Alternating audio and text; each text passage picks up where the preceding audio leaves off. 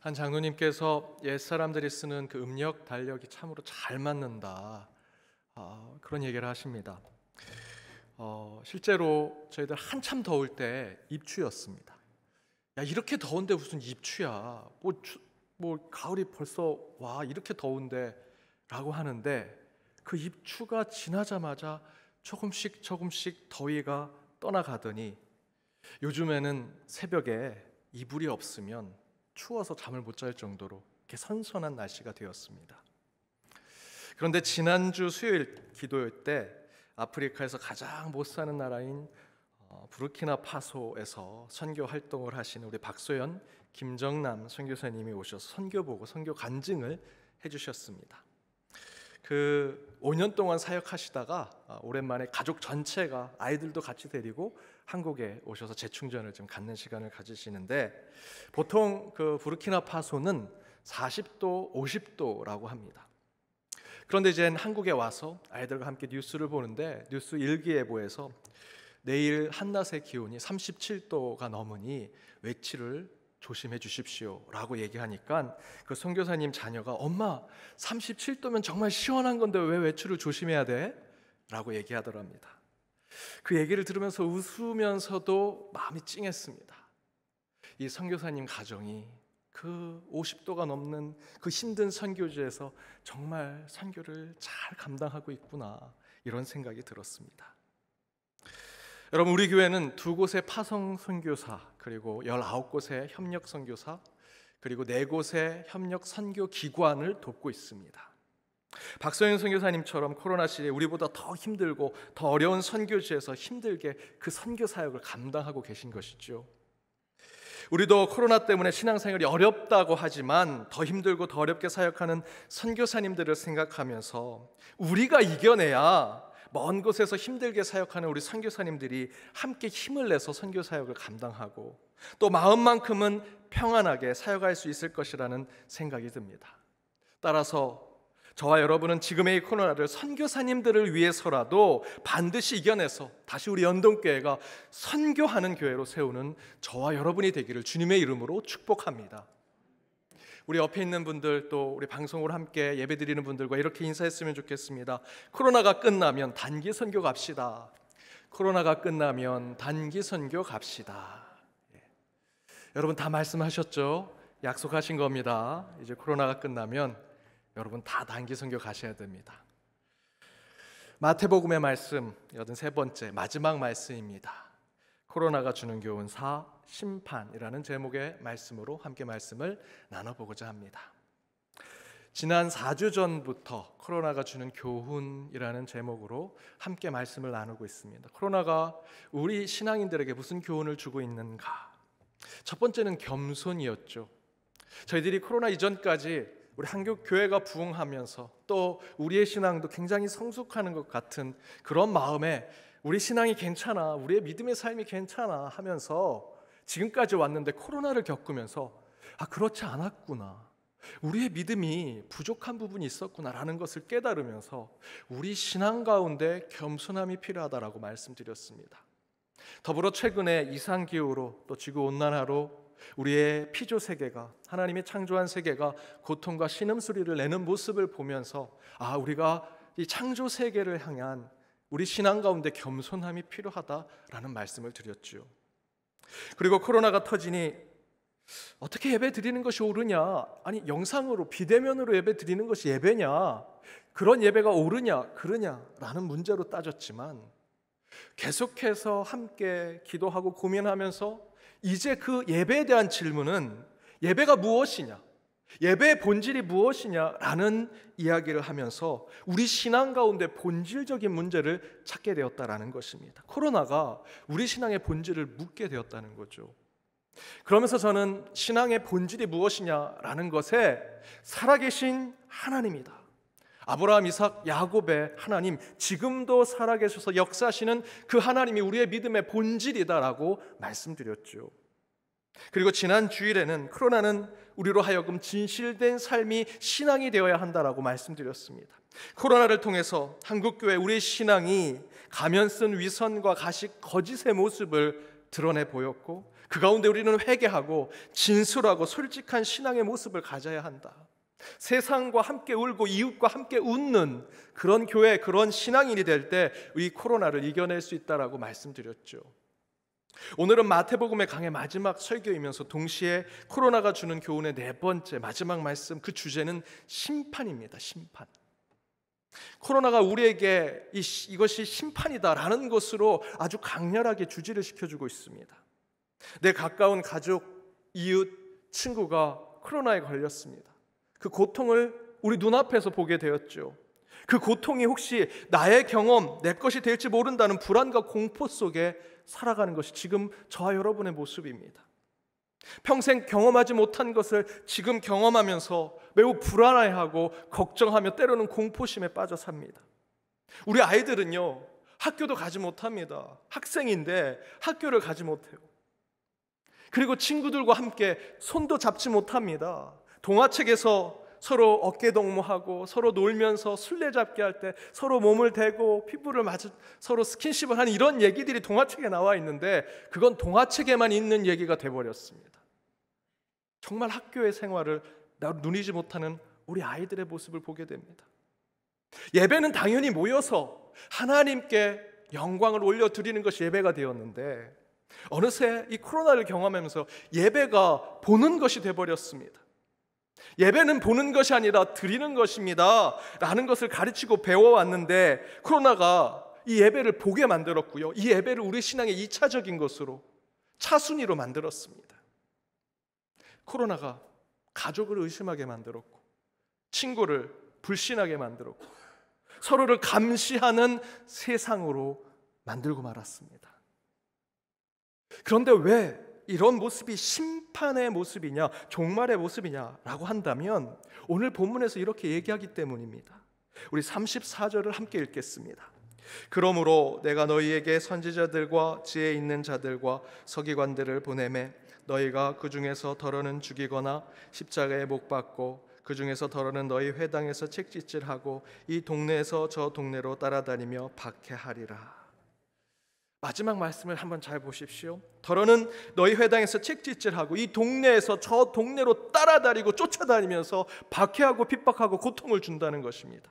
이 표현을 두고 신학적으로는 이렇게 얘기합니다. 악의 근면성, 악의 집요함, 악인들의 성실성, 악한 자들이 부지런하다는 겁니다. 죄를 범하고 악행을 하는데 부지런하게 집요하게 우리를 공격하고 힘들게 하는 것이죠. 이 동네 저 동네를 쫓아다니면서 박해하고 핍박하고 고통을 주는 것이 악인들이요 사단과 마귀라는 것입니다. 우리의 신앙이, 우리의 믿음의 삶이 그래야 하는데, 그런 성실함과 그런 집요함이 우리 신앙이 그래야 되는데 우리는 그렇지 못하고 악인들이, 악한 세력들이 지금 사람을 죽이고 괴롭히는 것에 동네를 쫓아다니면서 그 집요하게 아주 성실하게 그 악행을 범하고 있다는 것이죠. 그런데 코로나가 그렇습니다. 그렇지 않습니까?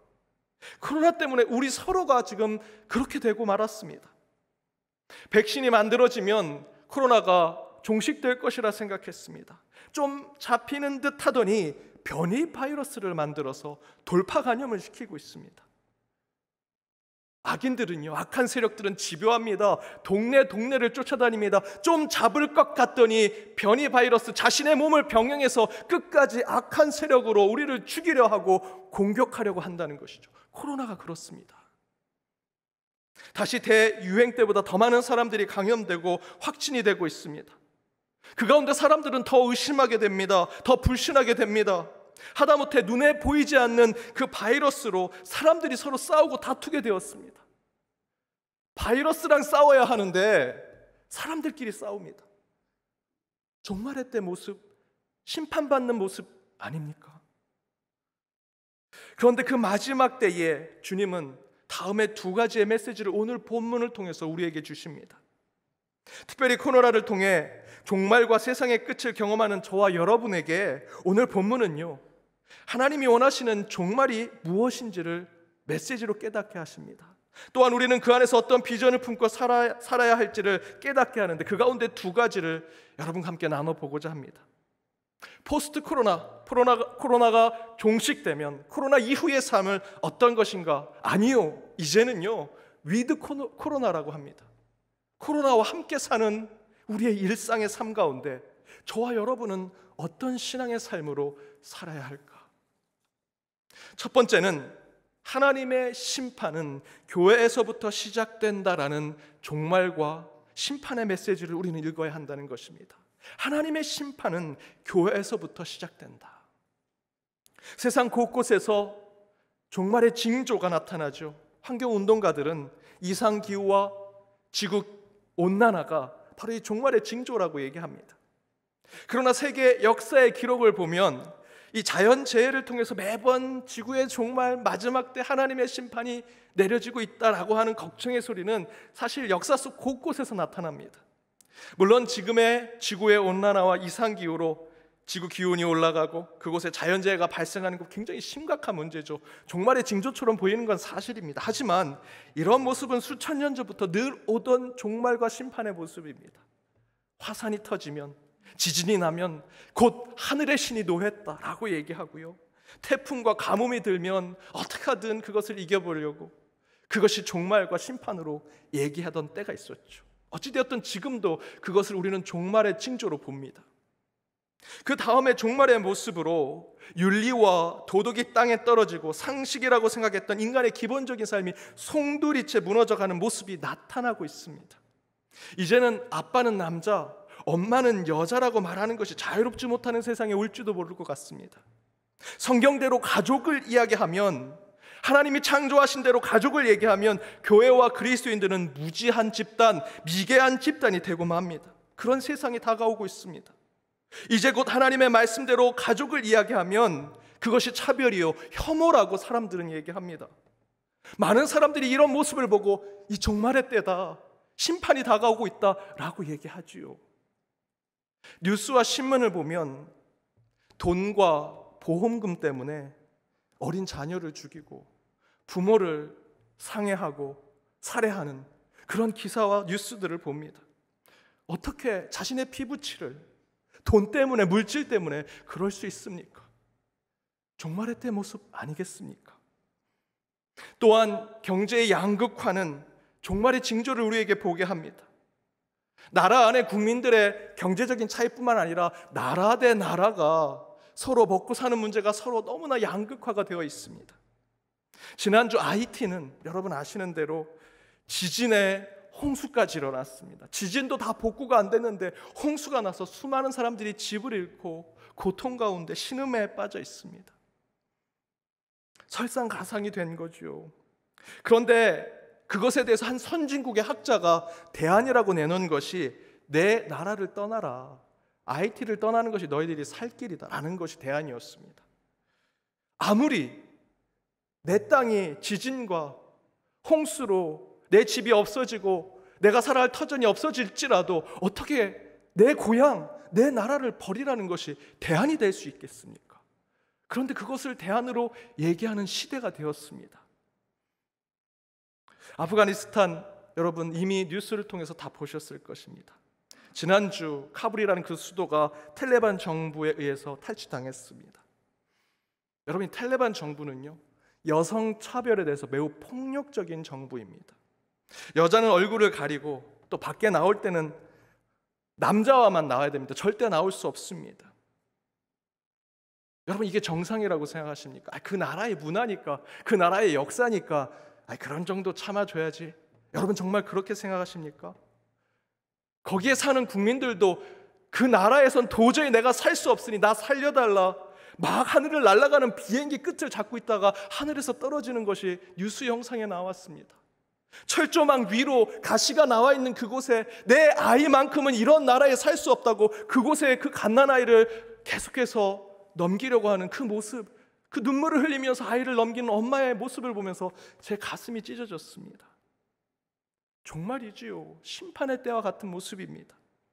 그런데 여러분, 이렇게 곳곳에서 종말과 세상의 끝의 신음소리가 들리는데 곧 이것이 지구의 멸망이다, 이제 예수님이 곧 재림하실 것 같다, 이 땅에 이것이 마지막이다 라고 하는 것이 맞을까요? 물론 그런 것들이 종말의 징조를 보여주지만 성경은 그렇게 얘기하지 않습니다. 37절에서 38절입니다. 함께 읽겠습니다. 예루살렘아 예루살렘아 선지자들을 죽이고 내가 파송된 자들을 돌로 치는 자여, 암탉이 그 새끼를 날개 아래 모음같이 내가 내 자녀를 모으려고 한 일이 몇 번이더냐. 그러나 너희가 원하지 아니하였도다. 보라, 너희 집이 황폐하여 버려진 바 되리라. 서울아, 뉴욕아, 런던아, 북경아, 하나님이 이렇게 세상의 도시를 외치지 않으셨습니다. 예루살렘아 예루살렘아. 하나님은 하나님의 성전, 주님이 계신 곳, 지금으로 얘기하면 우리의 이 교회, 이 성전을 향해 부르짖고 계신 겁니다. 신학적으로 이 예루살렘아 예루살렘아, 이 표현은 하나님의 탄식이라고 표현합니다. 하나님은 이 성전을 보고 탄식하시는 것이지요. 예루살렘아, 연동교회야, 한국교회야, 하나님의 탄식이 나타나고 있습니다. 곧 세상이 이상기후로 곳곳에 자연재해가 발생해 곧 지구의 종말이 올 것 같고, 성경대로 엄마, 아빠, 아들, 딸을 부르는 것도 차별이요 혐오라고 말하는 소돔과 고모라 같은 세상이 우리 눈앞에 평등법이라고 하는 이유로 통용되려고 하는 세상이 곧 종말처럼 느껴지지만, 그럼에도 불구하고 하나님은 세상의 종말은 그렇게 오지 않는다라고 말씀하고 계십니다. 대신에 이렇게 말씀하시지요. 38절에 보라, 너희 집이 황폐하여 벌어지게 될 때 세상의 끝이 오리라. 너희의 집 예루살렘아 예루살렘아, 교회야 교회야, 바로 그 교회가 황폐하게 될 때 세상의 끝이 온다는 것입니다. 그 세상의 곳곳이 무너지고 쓰러지고 신음소리와 고통의 비명소리가 날지라도 종말은 결코 오지 않습니다. 교회가 세상을 향해 하나님의 뜻을 지켜내고 이웃을 향해 중보하는 삶을 살아간다면, 세상에 아무리 종말의 징조가 나타나도 교회가 교회답고 성도가 성도다우면 종말은 오지 않습니다. 교회가 교회다울 때, 성도가 성도다울 때 하나님은 이 땅에 종말을 이루시지 않는다라는 것입니다. 대신에 34절의 말씀대로 선지자들과 지혜자들, 서기관들을 보내셨다라고 말씀하지요.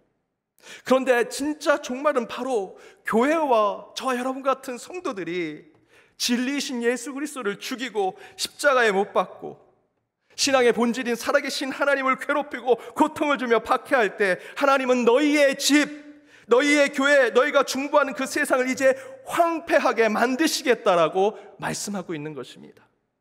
다시 정리해서 말씀드리면, 여러분, 하나님의 심판은 교회에서부터 시작됩니다. 세상의 징조가 종말같이 보일지라도, 코로나가 심해 곧 세상이 끝날 것처럼 보여도 교회가 살아있고 성도들이 바로 서 있으면 종말은 오지 않습니다.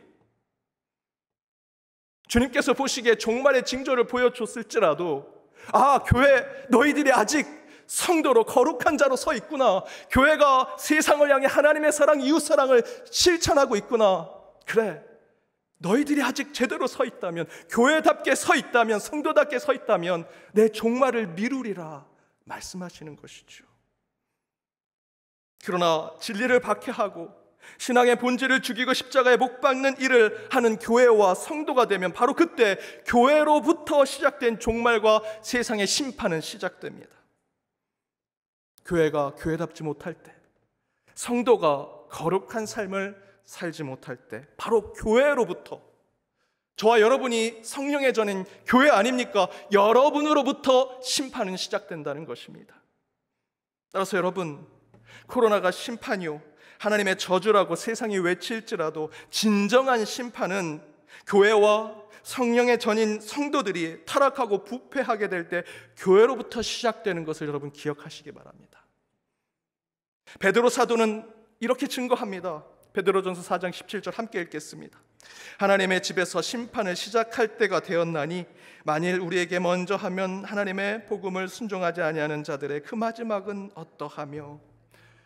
뭐라고 앞부분에 증거합니까? 하나님의 집, 교회와 성전에서 심판이 이루어지기 시작할 것이다라고 베드로 사도가 증거하지요. 이 말씀은 곧 세상의 징조가 제 아무리 무섭고 두려워 종말을 보여줄지라도 우리 교회가, 우리 믿는 자들이 깨어 기도하고 있으면 종말과 같은 고난 중에 선을 행하고 미쁘신 우리 살아계신 하나님만을 의탁한다면 반드시 그 안에 하나님은 구원을 보여주실 것이고 우리 가운데 이 세상을 회복할 능력을 허락해 주신다는 약속의 말씀이십니다. 사랑하는 여러분, 코로나에 두려워하지 마십시오.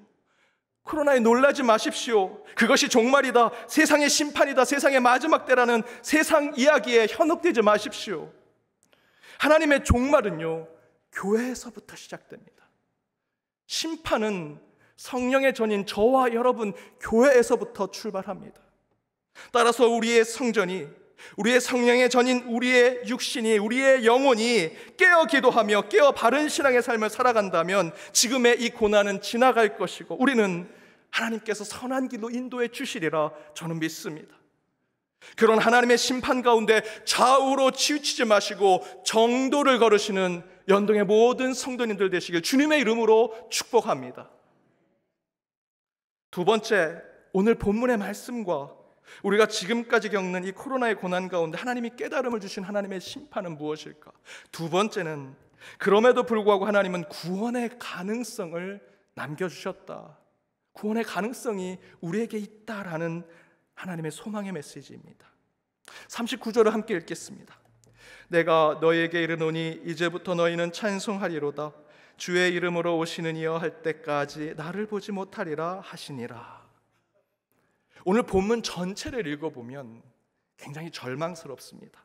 소망이 없는 것 같고 빠져나갈 구멍이 없는 것처럼 어둡고 절망스럽고 좌절스럽습니다. 그저 이제 곧 황폐한 집이 될 것 같은 그런 느낌을 갖게 되죠. 그런데 그런 절망과 고통만이 읽혀지는 말씀 가운데 맨 마지막 말씀이 이렇습니다. 이제부터 너희는 찬송하리로다. 주의 이름으로 오시는 이여 할 때까지 나를 보지 못하리라. 물론 이 39절의 말씀도 서술어가 부정어로 쓰여져서 굉장히 절망스럽게 읽혀지지만 여러분 이 말씀을 다시 한번 생각해서 읽어보십시오. 또 뒤집어서 한번 생각해 보십시오. 이 말씀을 좀 뒤집어서 해석하면 저는 공동번역으로 이렇게 편집해서 만들어 봤습니다. 주의 이름으로 오시는 이여 찬미 받으소서 하고 너의 입으로 찬양할 때에 비로소 너희는 정녕 나를 보리라. 이렇게 해석이 되겠죠.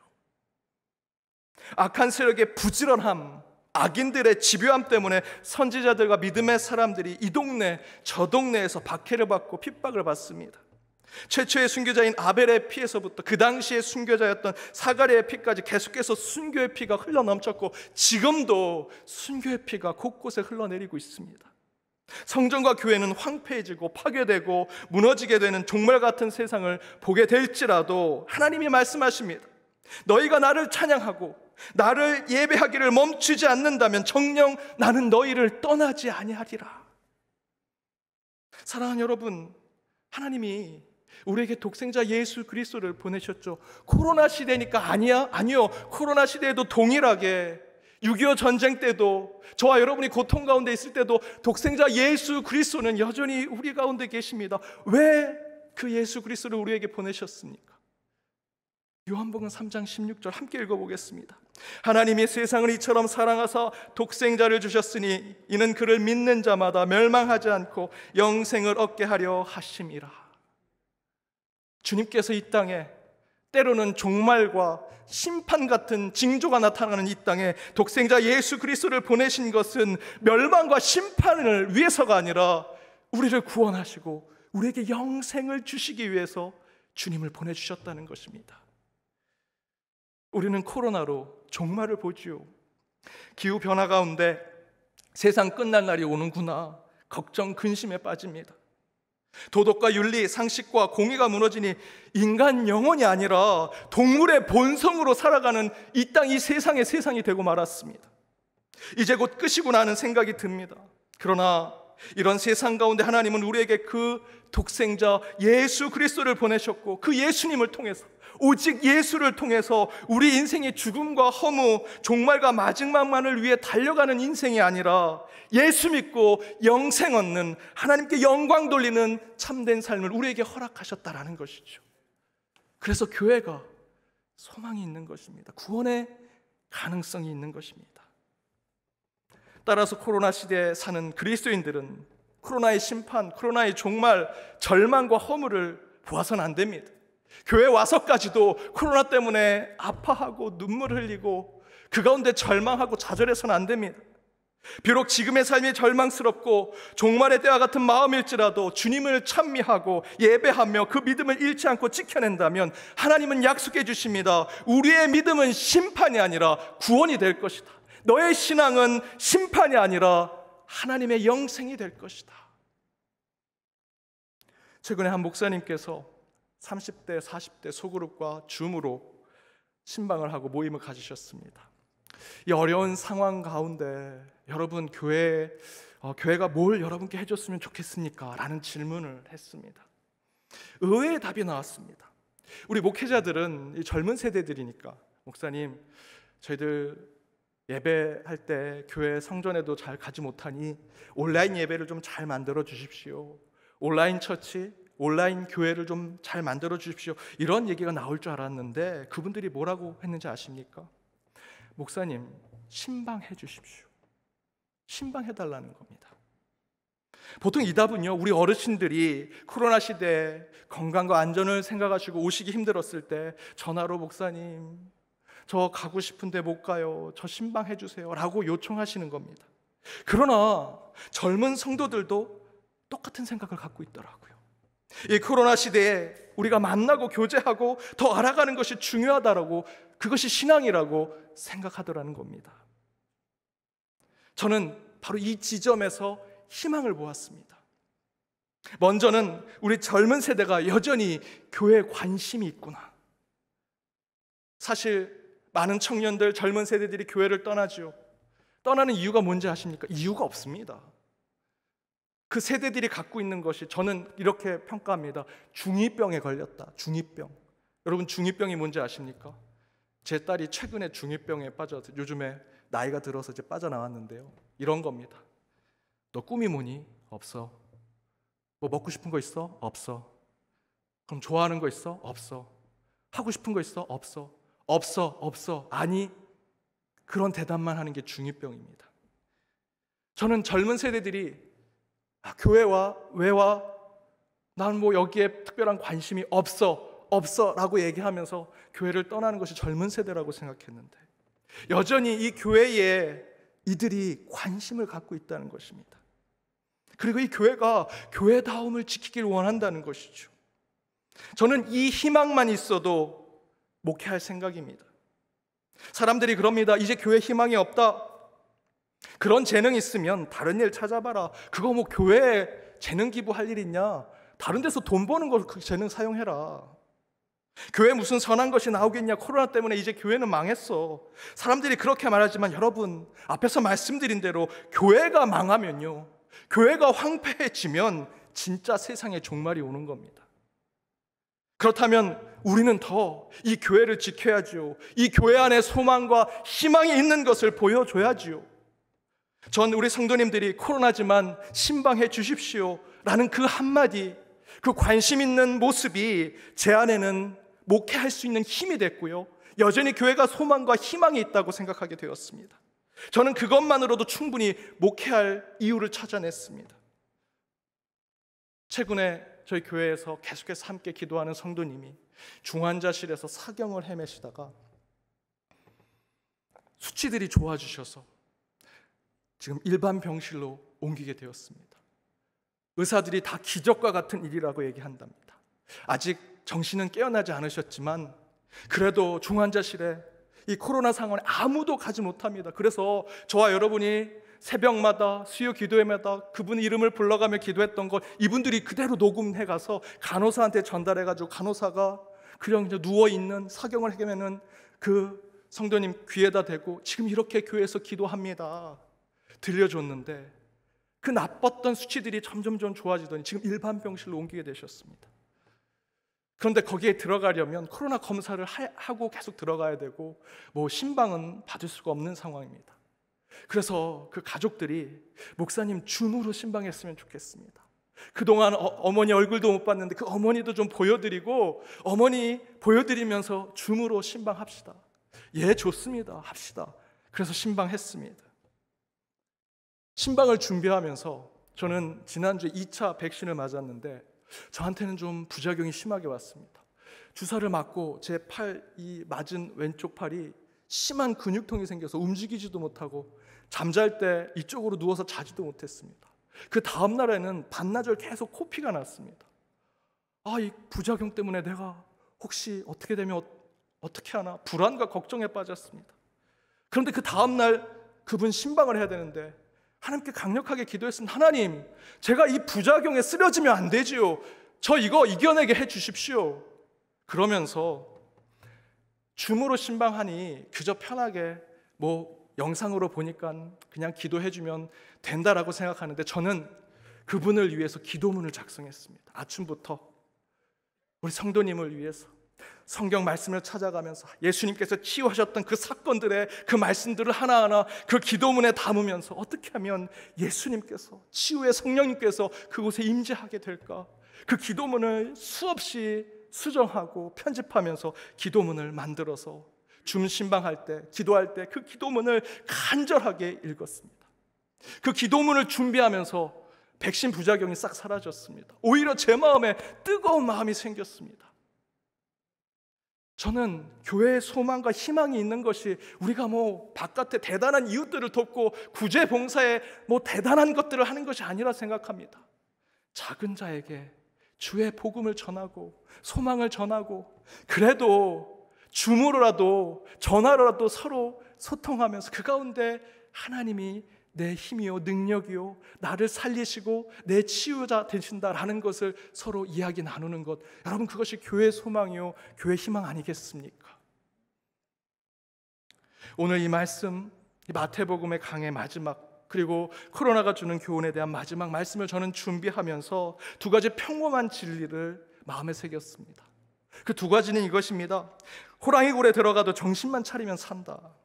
이 코로나가 우리를 호랑이 굴에 끌고 가고 있습니다. 하지만 여러분 깨어 기도하십시오. 깨어 우리의 신앙을 다시 세우십시오. 그러면 반드시 우리는 그 굴에서 나오게 될 것입니다. 그리고 그래도 교회만이 희망이다라는 것이죠. 코로나가 우리를 절망과 황폐의 굴에 끌고 가지만 여러분 정신 바짝 차리십시다. 그래도 맨 마지막이 되면 우리 교회, 우리의 신앙이 소망이요 희망이 될 것이라고 세상 사람들이 얘기할 것입니다. 그때를 위해서 저와 여러분이 코로나 때 쓰러지지 마시고 포기하지 마시고 여전히 하나님의 그 신라 같은 구원의 소망, 그 희망을 붙잡고 살아가는 우리의 신앙을 지켜내십시다. 그러한 신앙의 교훈 가운데 코로나, 포스트 코로나가 아닙니다. 윗 코로나, 코로나와 함께 동행하게 될지라도 코로나에게 지지 아니하고 선으로 악을 이기는 담대한 신앙인이 되는 저와 여러분이 되기를 주님의 이름으로 축복합니다. 기도하시겠습니다. 이 땅의 시종을 이끄시는 하나님, 이 시간 성전과 각자의 예배 자리에서 하나님께 말씀과 기도, 찬양으로 나아가는 죄 모든 백성들을 기억하여 주옵시며 그들의 찬양과 노래 가운데 영광을 받아 주옵소서. 말씀 가운데 결단하며 나아갑니다. 오늘 주신 말씀대로 코로나 시대의 심판과 저주, 절망과 허물을 생각하게 됩니다. 그러나 하나님께서 이 땅의 심판을 이루기 위해 먼저 교회를 통해 세상을 구원하고자 하심을 깨달으오니 교회와 성전 가운데 소망과 희망을 보게 하시고 그 안에서 오직 하나님의 역사심이 이루어지는 것을 목도하게 하여 주옵소서.